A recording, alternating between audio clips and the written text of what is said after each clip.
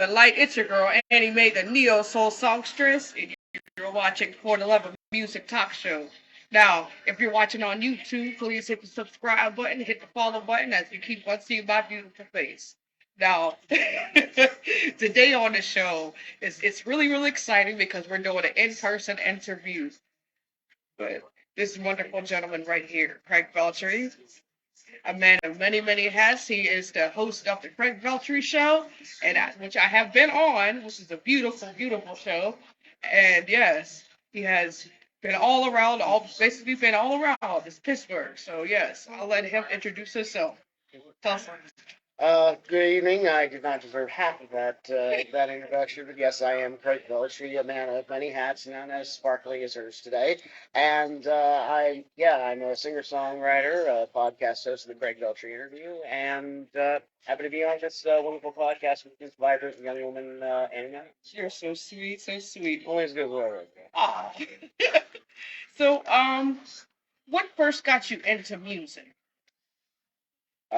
Just exposure to it. I come from a family of people who are just very performative, hams, I think is the proper term for it. And their music was always on. It was always on the radio. MTV, VH1 was always on in the house. And I quickly figured out that I could carry a tune and that I liked to write. And by the time I hit my teens, I'd written poems and like short stories that I encouraged in the class and stuff like that. But I eventually just picked up a guitar. Uh, First 12, then an electric at 16, and it was all over from there.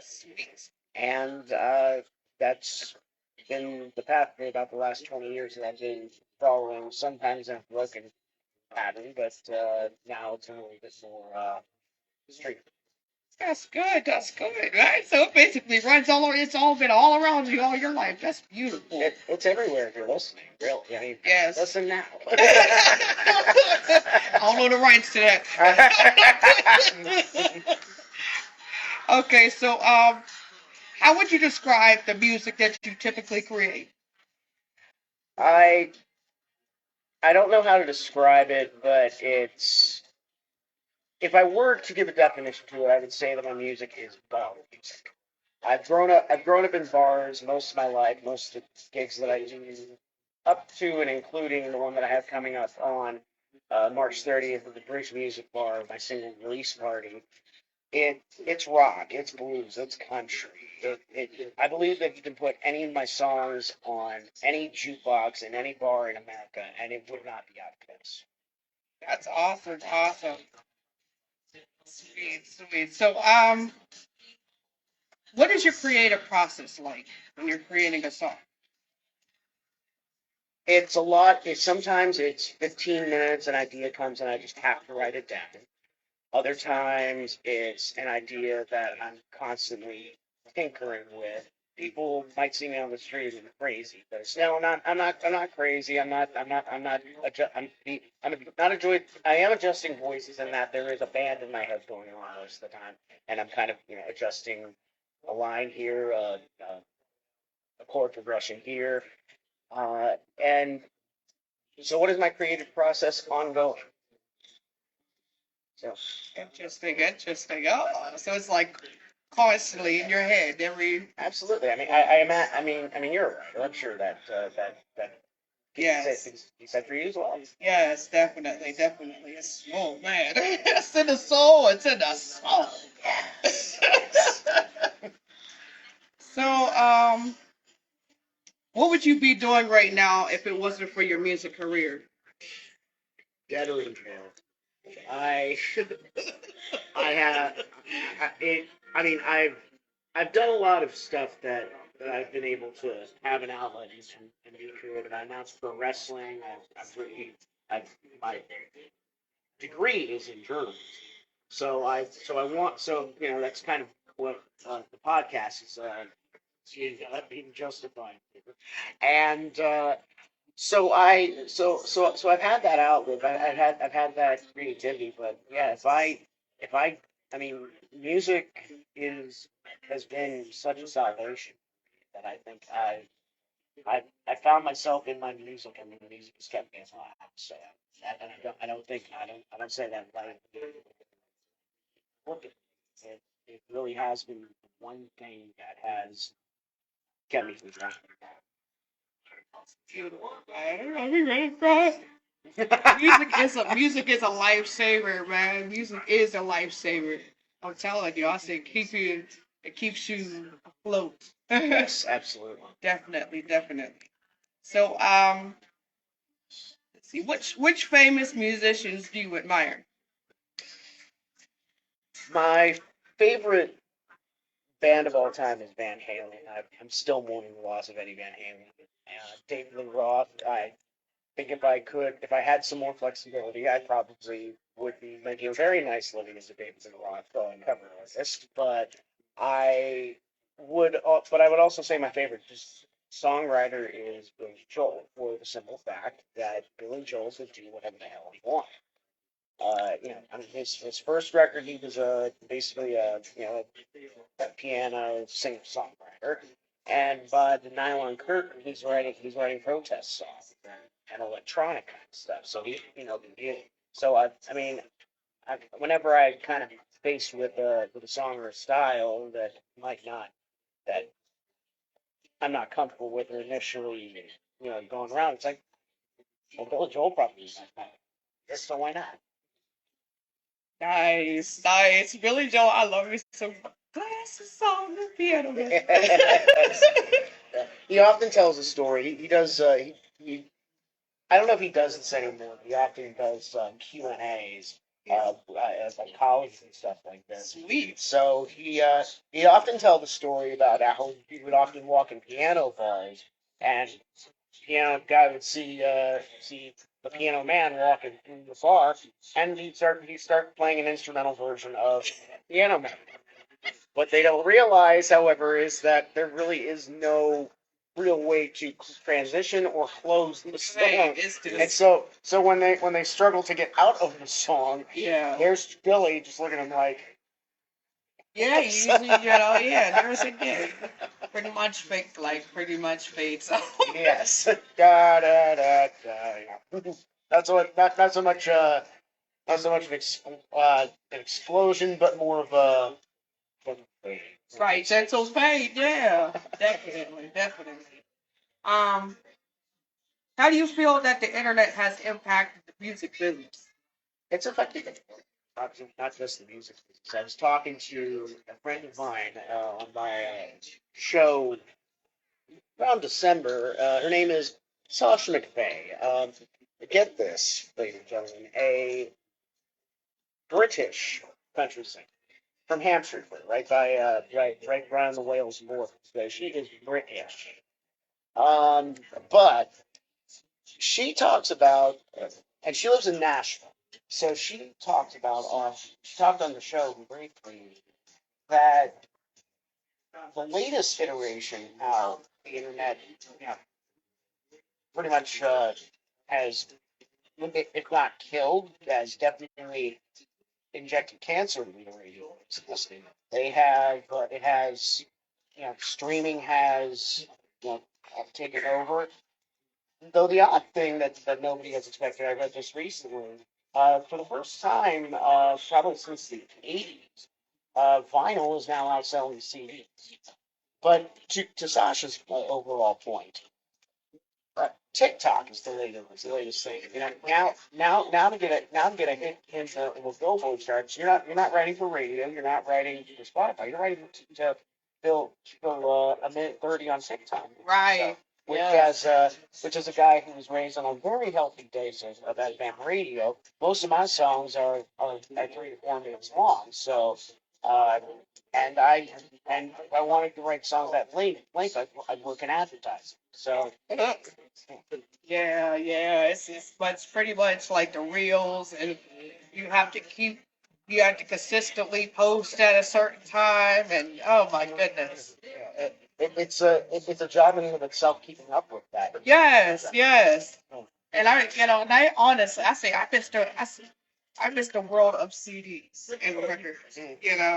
Before social media and all this, you had to It's displayed too. It's confusing as hell. Well, I mean, Adele was basically responsible for putting out the basically making the supply chain of vinyls go look for a couple. That's a lot to do.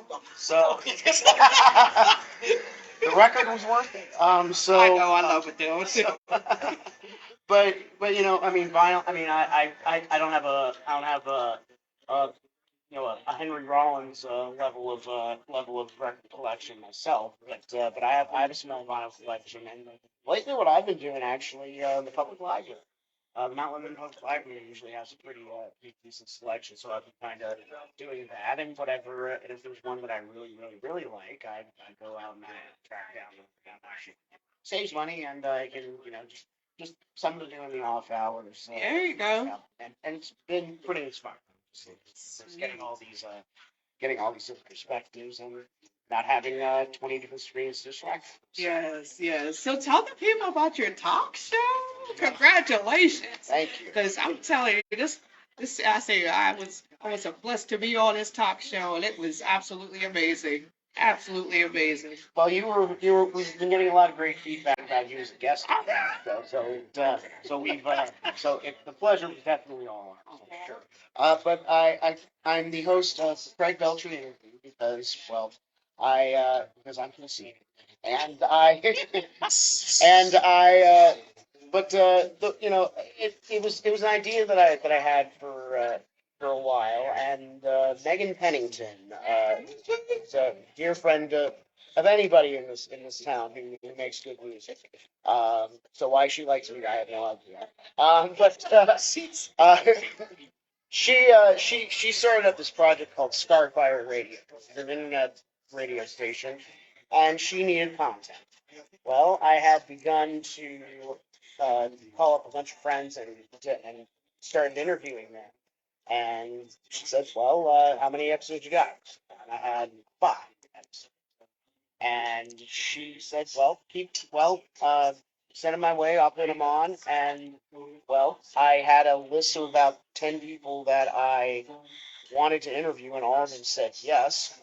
So got a new computer, got a soundboard, bought some software, and we're now hitting, I want to say, 25 episodes so far, and it airs every Thursday night, 6 p.m., 5 Central on StarfireRadio.net, and the replays are going up on your YouTube channel almost immediately after the show goes on. So subscribe and like the Starfire Radio YouTube channel. Don't forget to click the bell for notifications. Big up to big up to Megan Pennington, man. I love you, girl. She had us perform at our last show that day. Yeah, the Steamworks showcase. Steamworks. Hello, Stacy. Hello, Stacy, and everybody who's tuning in. Hello, hello, hello. And see if you guys want to ask this gentleman a couple questions, just put them in the comments. I know the big one is coming up. Yes, you sing. But, go get them, ladies. I see. To the young Brad Paisley over here. I played in Nashville for about 4 years on Lower Broadway, and I want to say it was during CNA week. I was playing a place called the Second Fiddle. So if you're coming down Fifth and Broadway towards the Cumberland River, so west going east. When you reach Fifth and Broadway, it's Legends on the north side of the streets. It's Legends Corner, Tootsie's Orchid Lounge, and the Second Fiddle. I'm playing the Second Fiddle. Brad Paisley's bus is parked right out in front of there, and he's hopped on stage next door at Tootsie's. How do we know this was Brad Paisley, or at least how do we confirm that it was Brad Paisley? There was a University of West Virginia floor mat out in front of me on the street, on the bus right there. A Morgantown blue carpet, if you will, for the guitar sling. So I do love Brad Paisley. He is one of my favorites, and of all time. I say he's on my top 5. Yes. with Dolly Parton and Reba McEntire. I love Floor. That shit. So you've heard the one that Paisley and Barton did when I get where I'm going. Yes. Oh man. That one breaks my heart. Woo. So. Goodness gracious. All right, all right. So I'm gonna say let me get. So tell us about you. You have a album with single release party. Single release. Yes, please. Yeah. Tell us about So it's a song that took 10 years to get out. It's a song called "The Other Man," and it is the scenario that inspired it. It sounded like a country song, so I had to go for as far as writing a country song for it. I was playing. This is 2014. I was playing in Charlotte, North Carolina, at Tin Room in the Epicenter. The Epicenter, unfortunately, the site of many of my misadventures, and fell into financial straits. Thank you. Oh, and the other guys.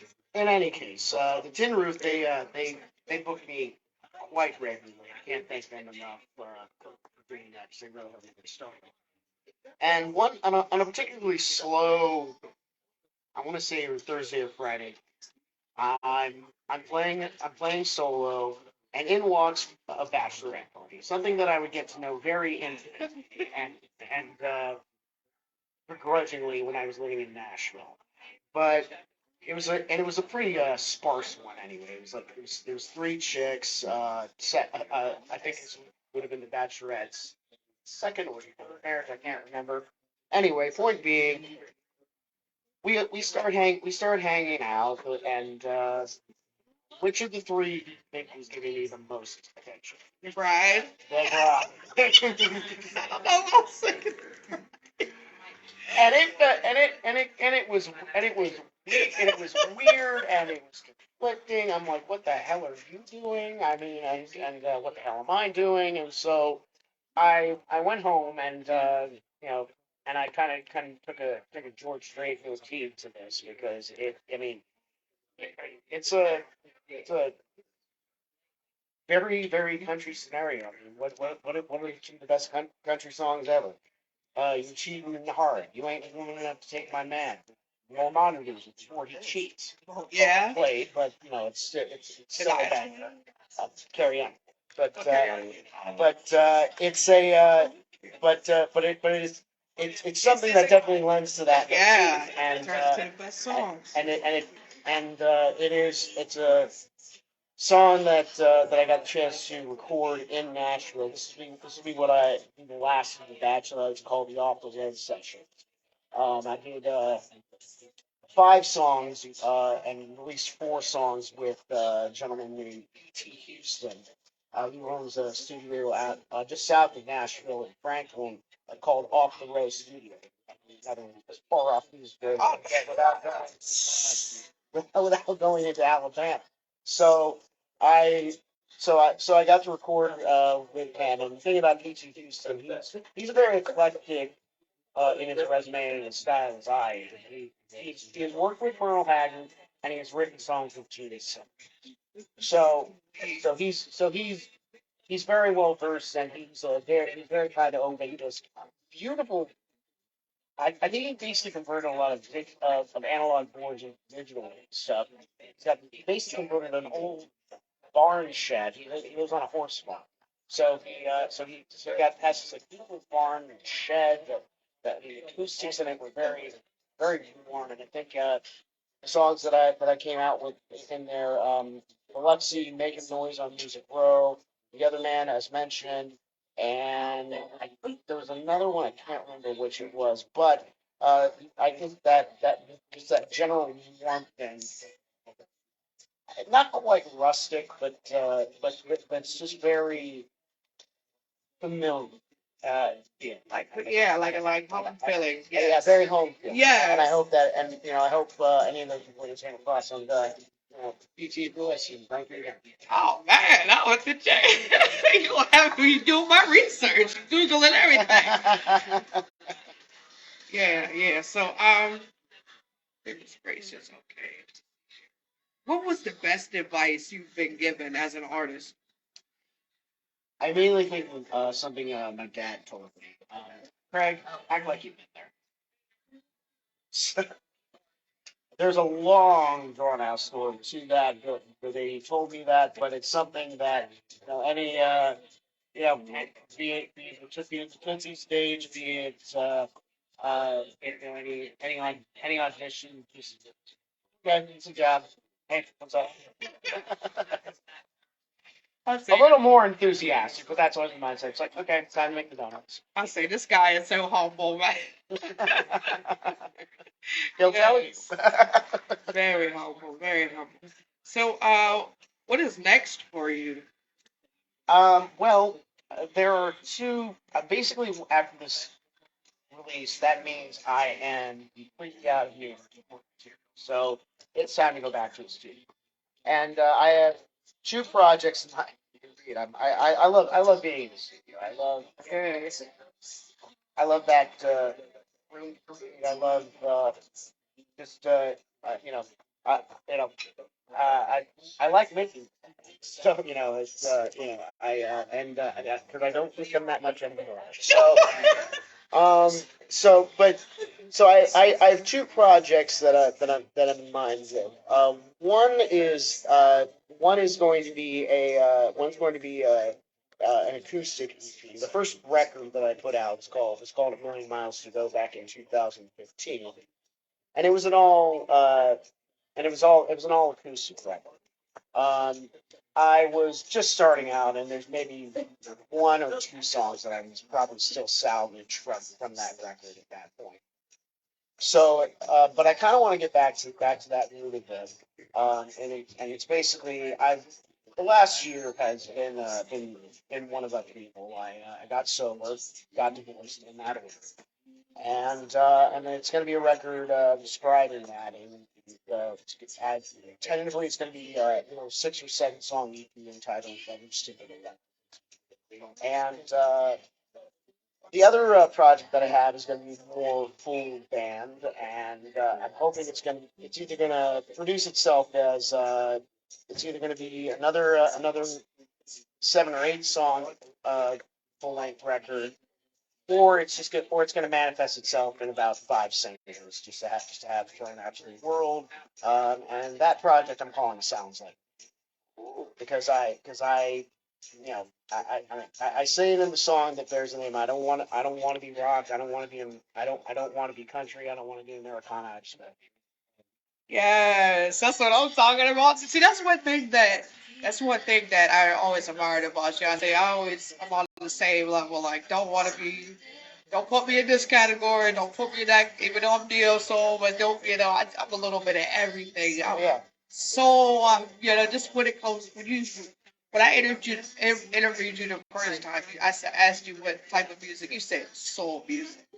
Any type of music that's good for the soul. absolutely. Yes. Yeah, and I mean, I think I, it's very true still. I think that I mean, what genre is just something that somebody who makes a playlist or has to organize records. Right. That's what that's Right. That's not like as an artist. You just want to be that right. I don't care where you put it. Just make sure somebody takes it home. Right. Just make sure it's in a good vibration with with the other good vibration artists. That's all I want. Absolutely. Yes, but Craig, I would definitely want to thank you so much. Thank you so much for your time. And if you guys want to check out Craig Veltri, please let them know your Instagram and etc. Shameless plug time, as I say on the Craig Veltri interview. You can check me out on Facebook.com, Craig Veltri Official. Twitter sucks now, so don't bother. Instagram, Craig.Veltri. By the way, Twitter has always sucked, but let's just be honest. The interface, the ability to change stuff. Yes, you can post whatever the heck you want, but that's also the problem. Um, but in any case, Craig Veltri interview airs on Scarfire Radio, as I mentioned, every Thursday night, 6 p.m., 5 Central, 3 Pacific time, and I'm not gonna go around the world with time zones, but you can do the conversion yourself.